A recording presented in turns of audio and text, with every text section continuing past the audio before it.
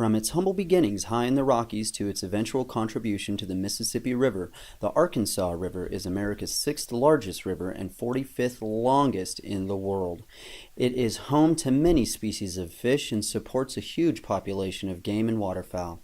It is also home to some of the best and most dangerous whitewater rafting in the world beneath the Royal Gorge Bridge, which up until 2001 was the highest suspension bridge on Earth, and it spans across the Granite Canyon. This majestic waterway is carved through the southern Colorado landscape. The Arkansas River has been used as a boundary not only between the native inhabitants of the area, the Comanche and the Cheyenne, but also a border between the United States and Mexico when early settlers first arrived in the West. It has been the subject of railroad wars due to the importance of the trade route it provided. But as man has gathered to this life-providing spring from the earth, we have brought to it everything that comes along with us. With our population rising and with it pollution and the demand for water increasing daily, one has to wonder what the condition of our water is, and can we sustain life as we know it if we continue without changes to our water usage. To find out more on this topic, I asked Professor Mary Kallidge from PCC's Geology Department to elaborate on the real problems facing our great river. So I do have some pretty strong views on pollution in our waterways. That is based on my work at USGS here in Pueblo, Colorado. We used to monitor the heavy metals that are in the Arkansas River. Also, there have been a lot of non-point polluting processes that have happened in like Fremont County, Cañon City has got some industrial sites that are leaching into our waters. It is a problem. Our pollution in our water is becoming so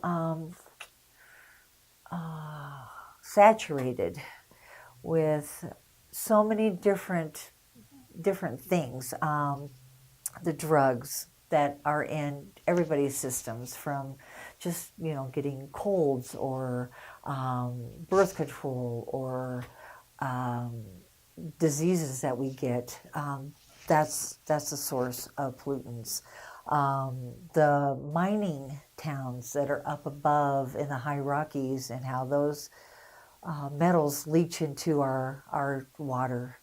And they come all the way down and siphon through all of our watering systems.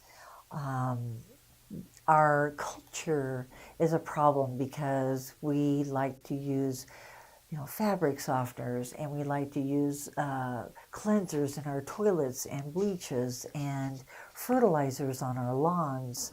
And all of these pollutants get into our water, and they stay in our water. Our wastewater systems are not able to cleanse all of those pollutants out.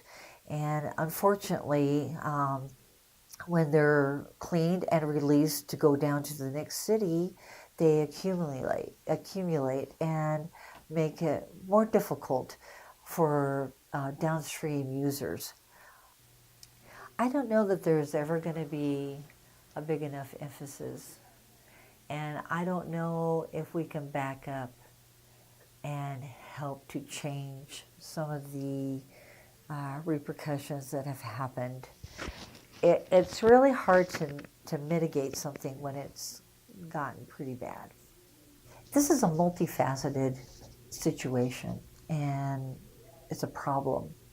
So, I mean, I don't want to leave this so dire and negative.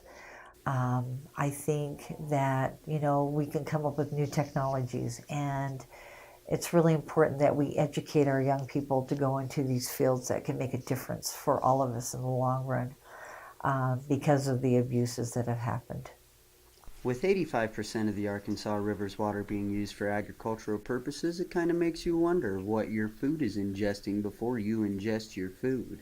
Well, folks, that's all the time I have for today. I'd like to give a special thanks to Professor Kallidge for her time and efforts in this video, and I'd like to thank you, the viewers, for doing your part to conserve water.